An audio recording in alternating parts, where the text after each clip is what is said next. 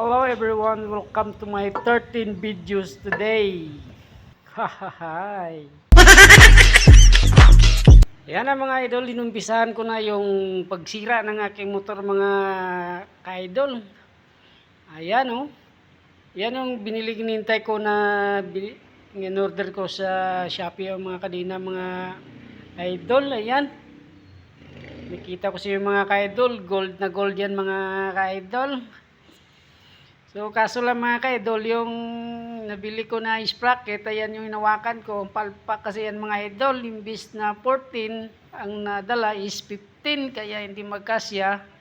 Ayan, ang binalik ko na lang yung dati na engine sprocket niya mga ka-idol. Ayan, nilagyan ko na ng padulas yung ihi ng gulong mga ka-idol para shoot na shoot mga ka-idol, para walang sabit. Ayan oh. Nirapuan ko pa. Inuso-uso ko pa at linagyan ulit para madulas. Kapit. Pulang-pula yan. Parang lipstick yung nilagay ko mga idol na grasa. Ayan,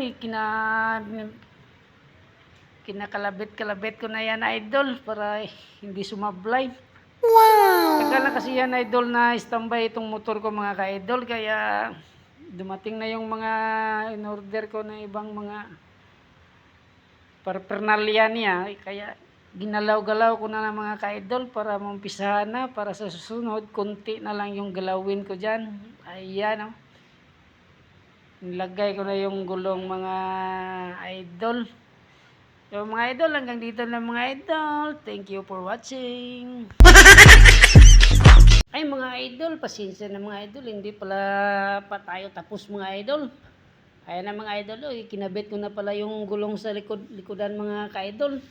Para may lagay ko na yung gold ko nga kadina mga ka-idol. Para mga ka-idol, hindi ko pa nga ito napakilala pala itong motor mga ka-idol. Ito pala yung motor ko nga mga ka-idol, ay isa pala itong KTM Duke mga ka-idol. Tagal-tagal na kasi siyang hindi nakatakbo mga idol. Almost mga 3 months mga ka-idol. 3 months and 1 week, 3 days and 15 seconds mga ka-idol. Hindi siya nakatakbo. Kaya yan, ayos ko na mga ka-idol para nakatakbo na siya.